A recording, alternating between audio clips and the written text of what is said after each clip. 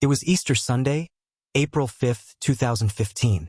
The skies above Wiltshire were calm but heavy with tension as Victoria Cilliers prepared for a jump she had done more than 2,600 times before.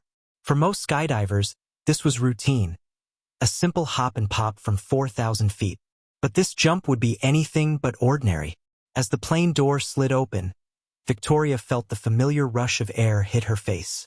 She leapt into the sky, expecting the usual moment of peace as her parachute caught the wind. But instead of the reassuring tug, nothing happened.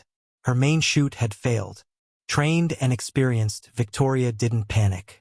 She immediately reached for her reserve chute, the backup that every skydiver counts on to save their life. But as it opened, her horror turned into raw terror. The lines were twisted into impossible knots. The chute barely inflated, leaving her plummeting toward the earth at nearly 60 miles per hour. Wind roared in her ears as the ground rushed up to meet her. She fought with every bit of strength she had, desperately trying to slow her fall. She knew she had only seconds left. "This isn't right," she later recalled thinking.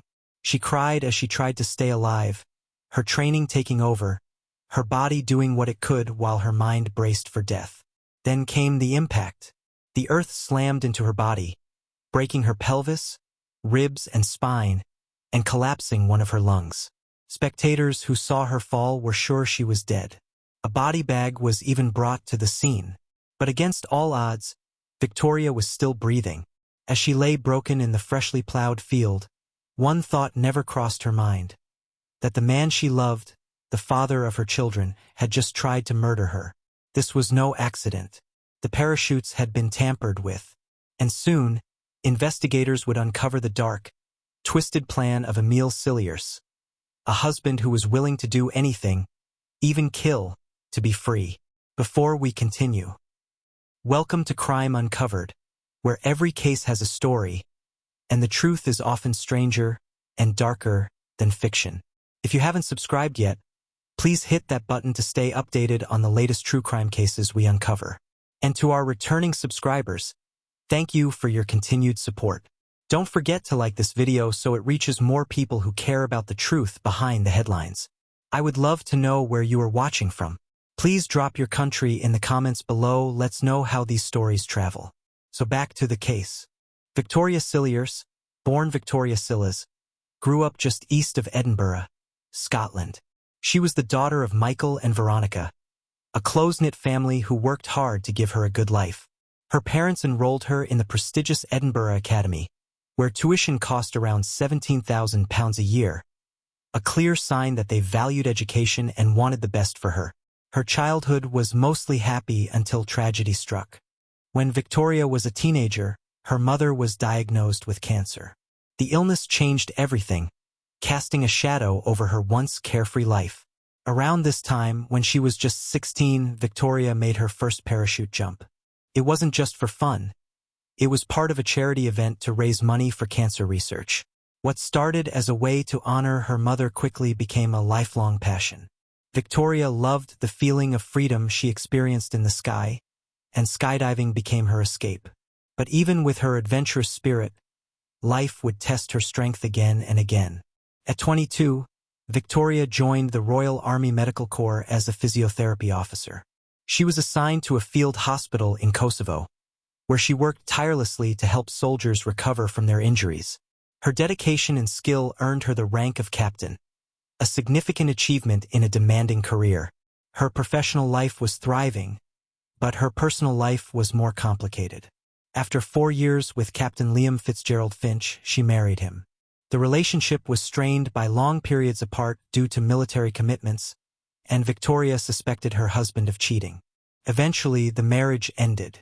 By the time she was 29, Victoria was divorced and focused entirely on her work with the Ministry of Defense, helping soldiers heal from the physical and emotional scars of deployment. She assumed that love might never find her again, until the winter of 2009, when a chance encounter changed everything. Emile Cilliers walked into her treatment center looking for help with a knee injury he had suffered while skiing with the Army. He was a sergeant in the Royal Artillery and a physical training instructor.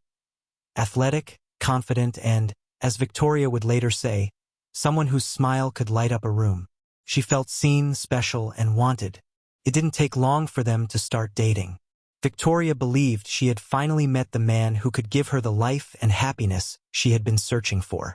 But there was one thing she didn't know. Emile was still married to his first wife, Carly, and they had 2 children together. When Victoria eventually discovered this, Emile had an explanation ready. He claimed that he had only married Carly to get a visa, and that their relationship was over. Victoria wanted to believe him. She said later, "I was in my early 30s. I'd been married and separated. I didn't have children, and I wasn't sure where my life was going. He just showed up and told me everything I wanted to hear. I thought my story would end happily ever after." In 2011, Victoria and Emile married in Cape Town, South Africa. To Victoria, it felt like the fresh start she had always dreamed of. Not long after, they had their first child, a daughter. From the outside, the couple seemed picture-perfect. Even when Victoria suffered from severe postpartum depression, Emile appeared supportive, devoted, and focused on his career. Victoria believed she had finally found her happy ending. But soon, cracks began to appear, cracks that would grow into something much darker. At first, Victoria thought she had found the man of her dreams. But Emile Cilliers was not what he seemed. Behind the charming smile and confident personality was a man living a dangerous double life. Emile was reckless with money. He had a gambling problem that drained their finances and put the family in constant debt. Despite being married to Victoria, he was still secretly seeing other women, including Stephanie Galler, a woman he had met on a dating app and with whom he was having an intense affair. To Stephanie, he painted a picture of himself as an unhappy husband trapped in a loveless marriage, promising her that he would leave Victoria so they could build a life together. While Emile was telling Stephanie about a bright future, he was also texting Victoria sweet, reassuring messages, pretending everything was fine. He wanted to keep both women in his life, but there was one problem. Victoria's existence stood in the way of the life he claimed to want with Stephanie, and the financial burden of their marriage weighed heavily on him. Then came the first shocking sign that something was terribly wrong. In March 2015, just days after the couple's second child was born, Emile suggested a spontaneous trip to the family's home in Amesbury, Wiltshire. When they arrived, the house felt strangely cold and musty, but Victoria was exhausted and just wanted some rest. That night, Emile insisted on cooking dinner. He prepared a meal that included an omelette for Victoria, something she later said she rarely ate. Not long after eating, Victoria felt her stomach cramp painfully. She became dizzy, weak, and so unwell that she began vomiting. The illness was sudden and severe, and she feared something was seriously wrong. Doctors later discovered that Victoria had been poisoned with insulin, something she never used and did not need. The insulin would have caused her blood sugar to crash, leading to confusion, seizures, coma, and eventually death if she had not received treatment. Victoria survived, but at the time she had no reason to suspect Emile. She assumed it was some strange medical episode brought on by stress, childbirth, or fatigue. Emile stayed by her side, playing the part of the concerned husband, all while hiding the terrible truth. In the background, he was still messaging Stephanie, telling her that he loved her and that soon, they would be together. Victoria recovered and returned to her normal routine. She had no idea that her husband had already tried to kill her once, and that he was planning something even more sinister. It was Easter Sunday, April 5, 2015, just a few weeks after Victoria had recovered from her mysterious illness. She was eager to get back to one of her favorite activities, skydiving. For Victoria, skydiving wasn't just a hobby. It was a passion, a place where she felt most alive. That morning, Emile encouraged her to go for a jump at the Nethervan Airfield, a parachute center in Wiltshire. He seemed unusually supportive, even telling her he would take care of the children so she could enjoy herself. Victoria didn't know that Emile had gone to the airfield earlier that weekend. Victoria arrived at the airfield full of excitement. She went through her usual checks and prepared for the jump. Everything seemed normal. She had no reason to think that the equipment she trusted with her life had been sabotaged. When the plane climbed to the right altitude, Victoria jumped. The familiar rush of air surrounded her as she free fell toward the earth. But when she tried to deploy her main parachute, something was terribly wrong. The canopy failed to open properly. It twisted, tangled, and flapped uselessly in the wind. Her heart raced as adrenaline flooded her body. She quickly reached for her reserve parachute, her last hope. But when she pulled the handle, nothing happened. Both parachutes had been disabled. Victoria plummeted from 4,000 feet, helpless, unable to slow her fall. She later recalled that she thought she was about to die. The impact was so violent that it left a deep crater in the field where she landed. Amazingly, Victoria survived. She suffered broken ribs, a broken pelvis, and severe internal injuries. But she was alive, something doctors described as nothing short of miraculous. Paramedics rushed her to the hospital, where she underwent emergency surgery. When investigators examined her parachute, they made a chilling discovery. Both the main and reserve chutes had been deliberately sabotaged. Key pieces of equipment, including the slinks, soft links that connect the parachute lines to the harness, had been carefully removed. Whoever did this knew exactly how to disable a parachute to ensure it would fail midair. At first, investigators considered the possibility of suicide, but that theory didn't fit. Victoria was a highly experienced skydiver with no history of suicidal thoughts. The evidence pointed to something far darker, attempted murder. Victoria woke up in the hospital in terrible pain but grateful to be alive. At first, she believed it had been a tragic accident. Emile visited her at the hospital, holding her hand and comforting her. To everyone around them, he looked like a devoted husband. But as investigators dug deeper, they began to see through the act. Emile had been at the parachute facility shortly before the jump, and forensic evidence would later tie him to the tampering.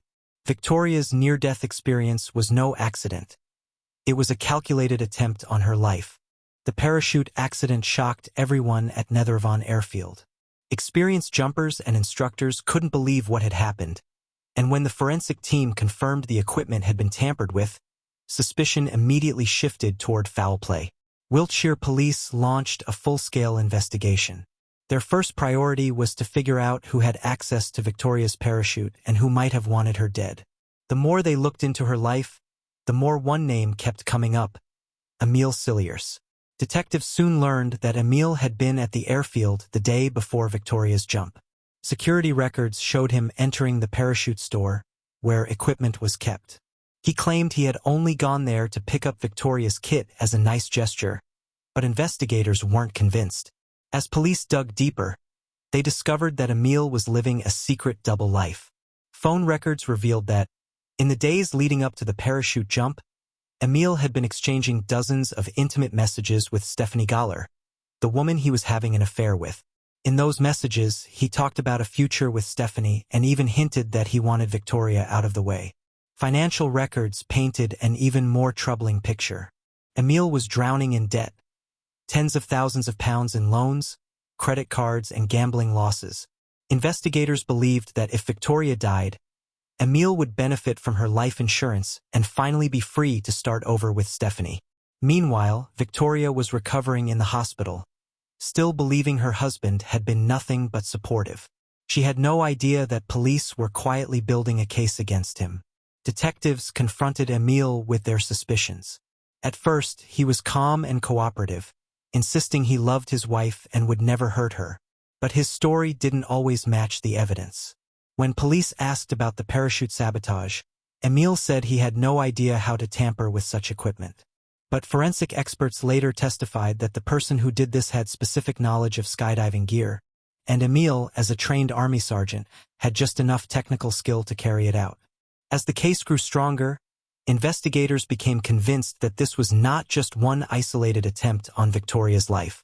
They believed the parachute sabotage was actually the second time Emile had tried to kill her, the first being the insulin poisoning just weeks earlier. The police now had motive, opportunity, and a suspect who was running out of lies. But they still needed more evidence to prove, beyond reasonable doubt, that Emile had planned to murder his wife. On April 28, 2015, just 4 weeks after the near-fatal parachute fall, detectives made their move. Emile Cilliers was arrested and brought to Guildford Police Station on suspicion of attempted murder. Calm and collected, he denied everything. "I haven't done anything wrong," he told investigators. But detectives had already uncovered enough to know this was far more than a tragic accident. Forensic experts confirmed that both Victoria's main parachute and reserve chute had been deliberately sabotaged. The slinks, the small but crucial connectors that link the parachute to the harness, were missing. This wasn't a maintenance issue or a packing error. It was a calculated attempt to ensure both parachutes failed. At first, Victoria struggled to accept what the police were telling her. She defended Emile, insisting he was a good husband and would never hurt her. Her loyalty to him, even as she lay in a hospital bed with broken bones, baffled investigators. But they knew what they had: a man with crushing debt, a lover waiting for him, and a plan to cash in on £120,000 of life insurance. The investigation kept uncovering more disturbing evidence. Detectives discovered Emile's double life, the affairs, the visits to sex clubs, the online messages arranging secret liaisons. They also linked him to a gas leak incident in the family home just days before the parachute jump. Investigators now believed Emile had tried to kill Victoria twice in 1 week. First by tampering with the gas supply to asphyxiate her and their children, and then by sabotaging her parachutes. In September 2015, Emile was rearrested, this time facing multiple counts of attempted murder. By now, police had painted a chilling portrait of a man willing to do anything to rid himself of his wife. The trial began in October 2017 at Winchester Crown Court. Prosecutors laid out their case. Emile Cilliers was a manipulative, narcissistic man who had orchestrated 2 murder attempts in 1 week to free himself from a marriage he no longer wanted. Victoria, still conflicted, took the stand. She spoke about her marriage, her love for Emile, and the pain of realizing he could have planned her death. "I couldn't compute that someone I'd married, who said he loved me, could take my life away from me," she said. Despite her testimony and overwhelming evidence, the first jury couldn't reach a verdict after 7 weeks of deliberations. The case was declared a mistrial, but prosecutors refused to give up. In 2018, Emile Cilliers faced trial again. This time, the evidence was airtight. Experts testified about the parachute tampering, the gas leak, and Emile's mounting debts. The jury heard his text messages to Stephanie Galler, where he promised her a future together and declared he was leaving Victoria. Finally, in May 2018, the verdict came in. Emile Cilliers was found guilty on 2 counts of attempted murder and sentenced to life in prison, with a minimum of 18 years before parole. In court, Emile showed little emotion. He maintained his innocence, claiming that Victoria had tried to take her own life and that an unknown person must have sabotaged the parachutes. But for investigators and for Victoria, the case was finally over. Detective Inspector Paul Franklin, who led the investigation, called Emile a dangerous, cold, and manipulative man. "He lied through 2 trials," Franklin said, "but justice has been served." Victoria, though deeply scarred by what she endured, survived both the fall and her husband's betrayal. She eventually began to rebuild her life, focusing on her children and her own recovery. Her story became a powerful reminder of resilience and of how evil can hide behind the mask of a perfect marriage. Victoria Cilliers should never have survived. A 4,000-foot fall with 2 failed parachutes is the kind of accident no one walks away from. The doctors called her survival a miracle, but it came at a heavy cost: broken bones, months of painful recovery, and the shattering realization that the man she trusted with her life had twice tried to end it. When she looks back now, Victoria admits that the emotional wounds ran even deeper than the physical ones. "I felt trapped in my own home and in my own mind," she said later. "I told them to drop the case because I wanted my husband back." That kind of loyalty, forged in fear and control, shows just how dangerous coercive relationships can be. Today, Victoria speaks openly about her experience, not just to share her story but to help others spot the warning signs of abuse before it's too late. Her resilience has inspired many, a reminder that survival isn't just about staying alive, but about reclaiming your life after someone tried to take it away. As for Emile Cilliers, he remains behind bars, serving a sentence. His trial revealed a chilling portrait of a man who lived a double life. Father, soldier, husband on one side, and manipulative, debt-ridden predator on the other. His actions showed just how far he was willing to go to get what he wanted, even if it meant murdering the mother of his children. Victoria's story is one of betrayal, pain, and near death, but also one of strength. Against all odds, she survived both the fall and the darkness that followed. Her courage turned what could have been a tragic ending into a powerful story of survival. And as the parachuting community at Nethervan Airfield still remembers that terrifying day, one thing is certain: Victoria Cilliers' survival was nothing short of extraordinary. Thank you for watching. Every victim deserves their story told. If you found this story shocking and heartbreaking, subscribe to Crime Uncovered and help keep their memory alive. What do you think about this case? Leave your thoughts in the comments. Until next time, keep questioning everything.